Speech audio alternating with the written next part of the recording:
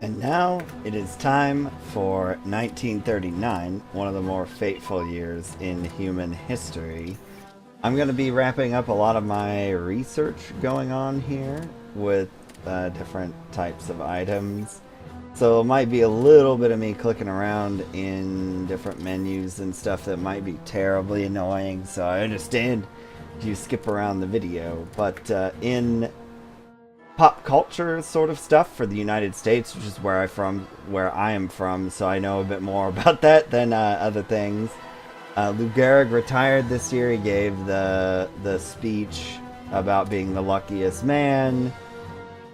Batman made his debut, so you've got sort of those big things. Ted Williams got his first major league hit. So I know a lot about baseball because I played it a lot as a kid, and you know, you always hear these stories growing up, especially if you're a little boy, I'd imagine.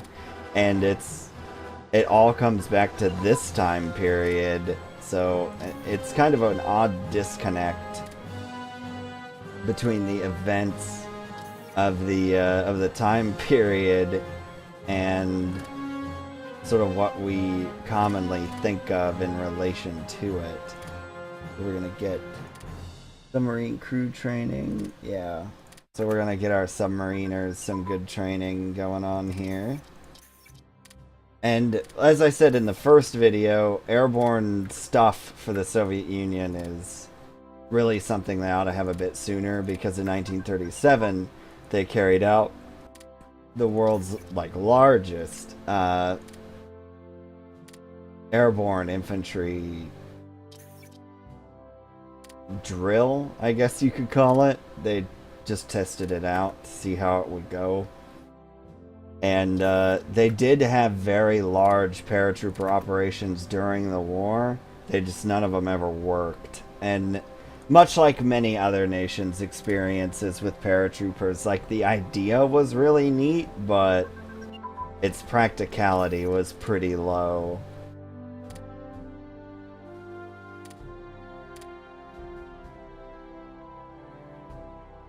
So we're just ticking through the months here. Big events are going to happen this time around, and this video probably won't have the whole year in it, because that would be, frankly, a massive video.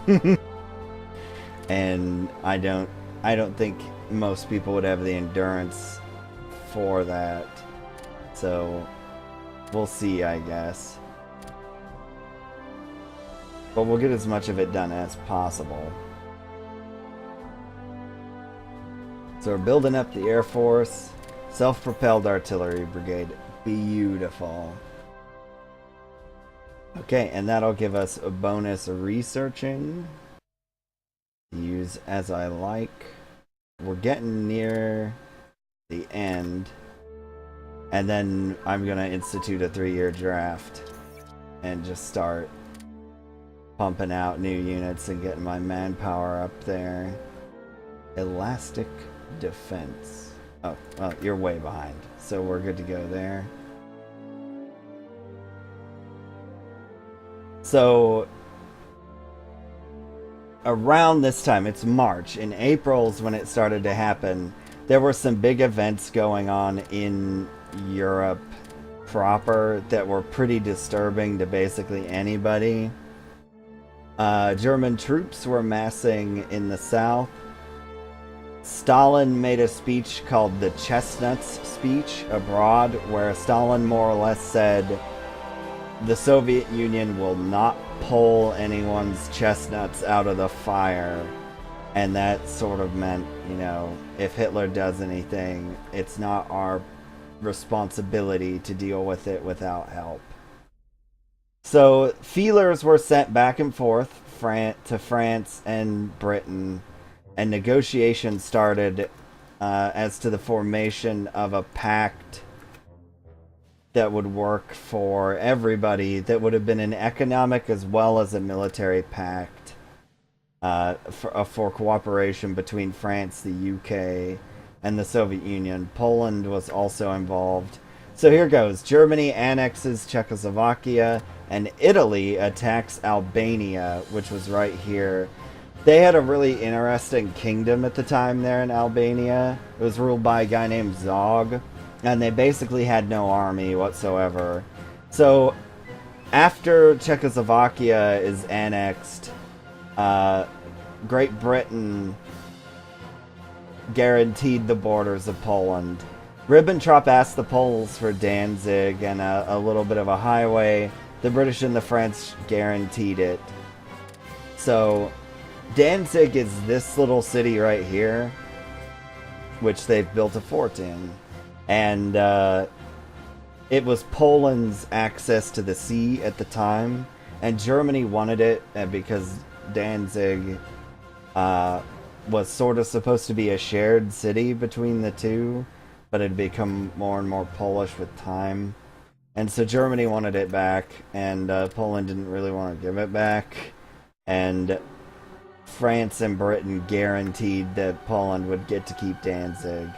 And then sides start joining the Allies, sides start joining the Axis. Italy and Germany signed 2 pacts, and the first was the Berlin-Rome Axis, which formed the Axis, and the second was called the Pact of Steel, that sort of said that they were broskies to the end.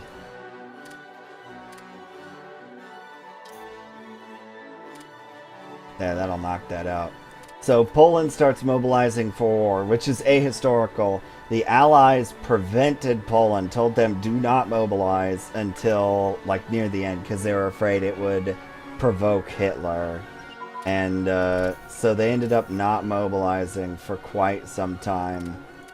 And basically the negotiations started in April, around April 23rd, for the Soviet negotiations with the other pertinent powers.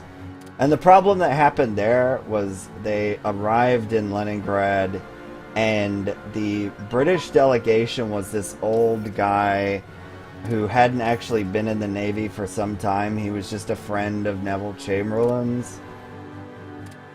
And he didn't really seem terribly concerned or confident in the Soviet military as a whole, which they found to be kind of insulting.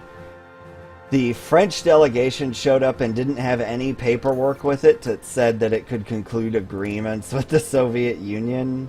So basically it was just a paper group, and Moscow took this to be an insult, that it wasn't being taken seriously, that nobody cared about them, and so on and so forth.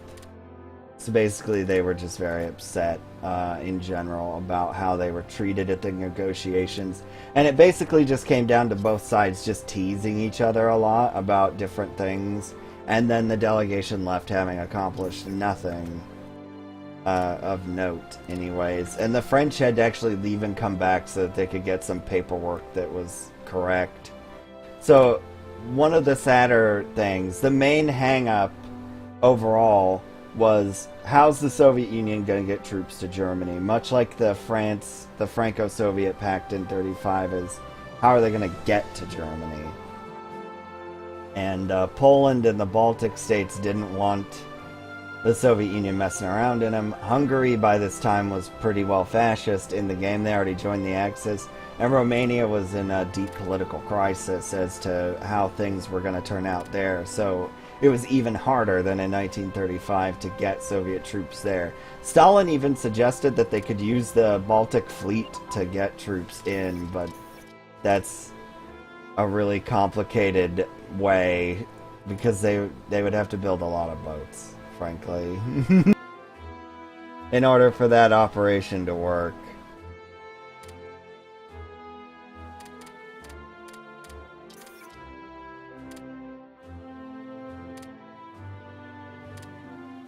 And we're going to start building our heavy armor divisions too while we're here.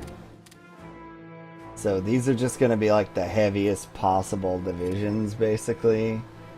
And we're going to build one, but they'll be pumped constantly.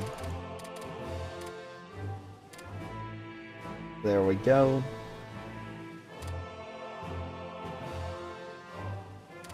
And as you can see, our officer ratio is falling quite rapidly.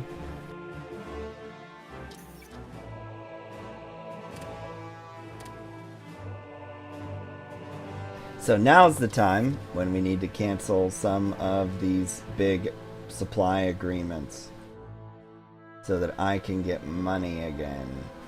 We're gonna leave that going to France. Sorry, Italy. I want my $3 back. Okay, because we need to institute a draft.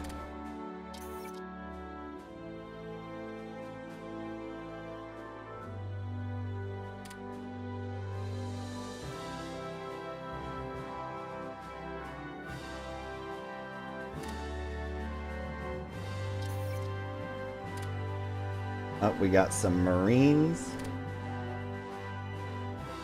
And an interceptor. Okay, so it's getting into May now.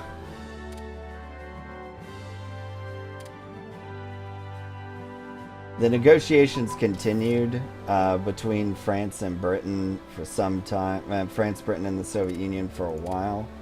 And, ooh, look at all those Marines. Alright, so they'll go in Sevastopol. Actually, I screwed up. They should go in Odessa. But that doesn't matter. And you guys get to go in the swamps. Okay.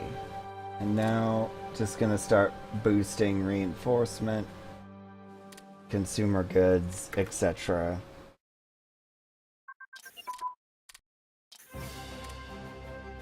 Central planning still upgrading as planned. More planes. Oh wow, look at all that.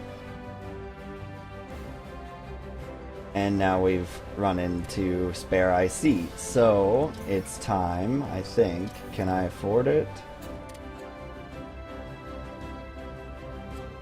We cannot afford. We need $94 before I can properly do this.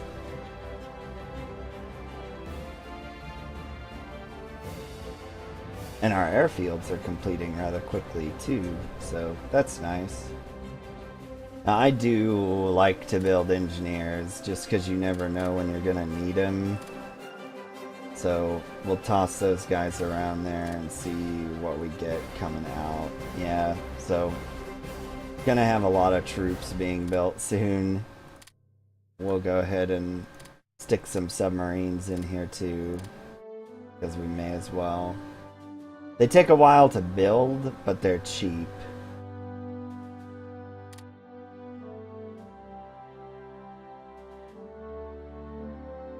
And now we're into the fateful month of August. And we got air bases.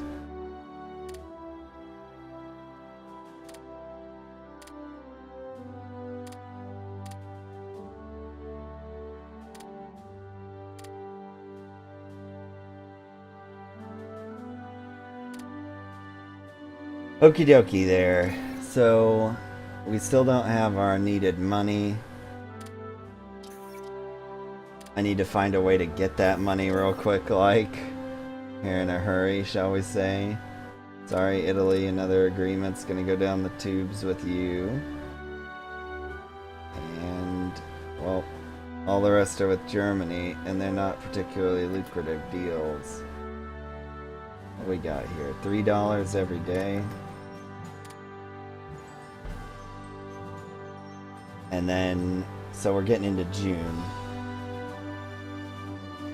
And that's going to be the time where, so I'm going to let the money build here and we're going to keep researching. We'll just see how it turns out, okay? That's going to be our deal. Let me see if we're building the right kind of stuff. That looks good. We might just stick another strategic bomber in here for the lulz.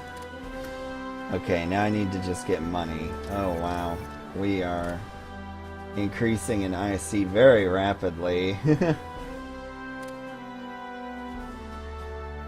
Oh, that's because we got strategic bombers.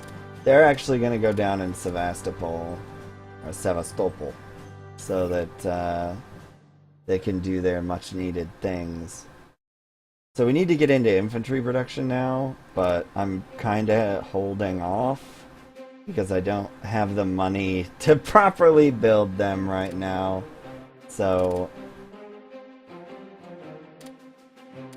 we'll just keep building tank divisions, because we'll always need those. And submarines. Always can use oodles of submarines. But see how many troops you can pump out when you're on a volunteer army. Like, this is not costing me anything right now. It's pretty ridiculous, in fact. Tactical command structure. Okay, you're ahead of time. And we've got all these 1940s doctrines that we don't really need or have care of. Let's make sure our industry is ready to go. Oh yeah, we got this one. We'll need that. We get $3 every day. We're gonna institute our draft as soon as we can. Single engine aircraft armament. There we go. 94, 92. Okay, politics. Goodbye, Volunteer Army. You helped us very much with our building of troops, but we're gonna have to institute a draft now. So that's gonna wipe out our money. We're gonna recruit manpower and officers much more quickly, and our research is going to slow down quite a lot. So that's just gonna be how it is. We're gonna slowly lead up to increasing that. And I'm also... see, our production times have increased fairly substantially. And now we have a very important job to do. Also, to see how much more expensive everything got, too. So, I now can no longer produce all of that junk. That's because of my 3-year draft, but it is required. And now we gotta go into the hard part of assigning proper generals to all of this stuff to prepare for the eventuality of war. So I'm going to cut the video here, and when we resume, it will be 1939 and the army will be fully prepared for war.